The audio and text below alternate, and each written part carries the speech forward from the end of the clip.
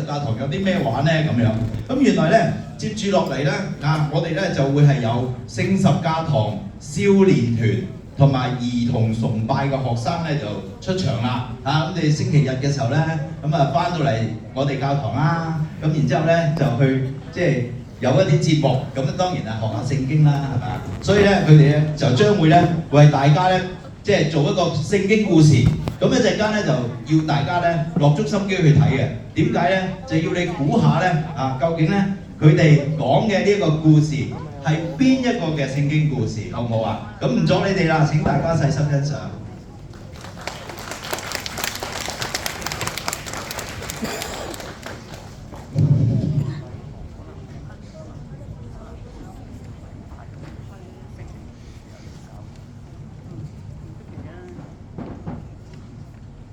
今日係天恩嘅生日，呢日朝頭早陽光燦爛，好好天啊！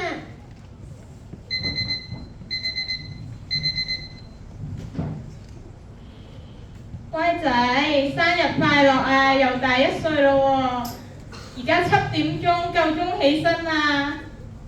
睇下我哋買啲咩生日禮物俾你。早晨啊，爸爸媽媽。哇！呢個咪就係啱啱新出嘅新 iPad， 多謝爸爸媽媽。哇！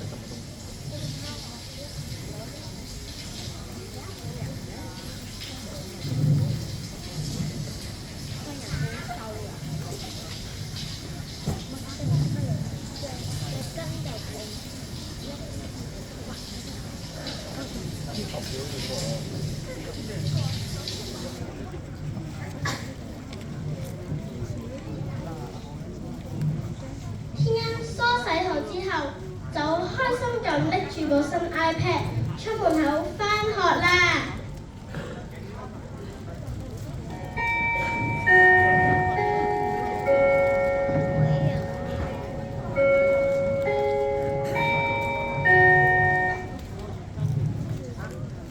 終於放學啦！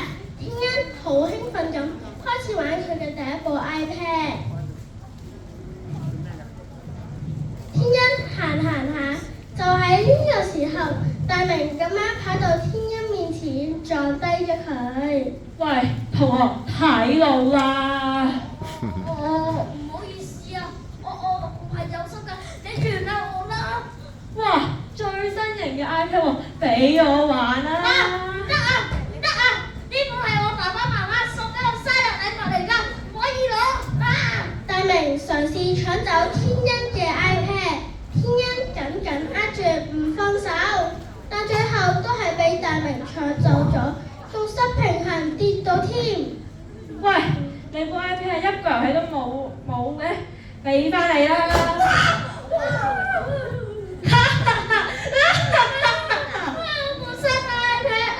天恩嘅 iPad 俾大明整壞咗，但 iPad 係爸爸媽媽送俾佢嘅禮物。天恩好唔開心，唔想返屋企。咦？呢個唔係天恩咩？天恩，你點啊？冇乜事啊嘛？你受咗傷啊？福記，頭先大明蝦我，仲整爛我部新 iPad， 我好唔開心啊！但係死啦！我要趕住去開風紀會議，唔得遲到㗎！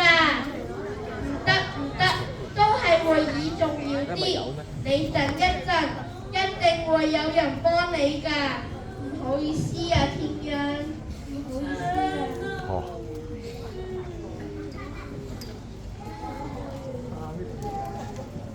呢個唔係天恩咩？我有乜可以幫到你啊？家長，頭先教嚟蝦我啊，仲整爛部新 iPad 添，唔開心啊！係啊，但係我要趕住補習社，仲要同班同學傾 project，預備小組匯報添啊！唔好意思啊，我遲到啊，會俾人鬧㗎，幫唔到你啊，天恩。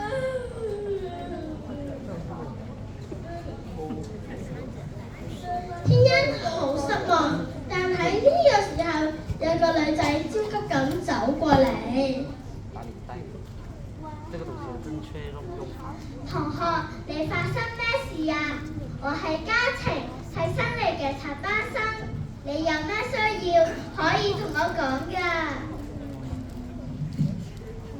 嘉晴就坐喺天恩嘅隔離，默默咁聽天恩講今日發生咗啲咩事。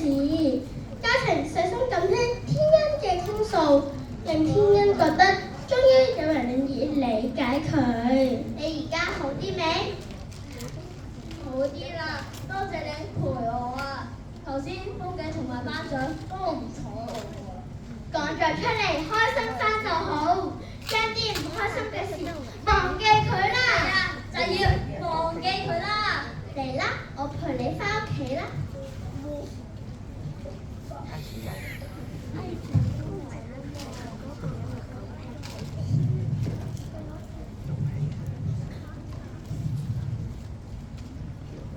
睇到呢個故事，呢位家庭同學真係好有愛心啊！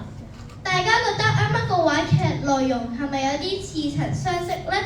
似邊個聖經故事啊？可以嘗試估下。好嘅撒瑪利亞人，冇錯啦，就係聖經入邊好嘅撒瑪利亞人故事，我哋演繹成現代版本。係啦，耶穌透過呢個比喻教到我哋點樣去愛鄰舍，無論對方係咩嘢國籍身份，都要用愛心去對待每個人，主動伸出援手，實踐耶穌愛人如己嘅教訓。哎呀，不過媽咪話而家有好多騙案，有陣時真係唔知幫定唔幫好呢。咁不如你跟我返聖十架堂少年團契兒童崇拜或者主日學啦。我哋少年團契之前一齊整小手工，送俾聖公會護養院嘅長者，又去探訪佢哋，同佢哋玩遊戲，用實際行動去關懷有需要嘅人。你睇，呢啲就係我哋以往做義工嘅花絮啦。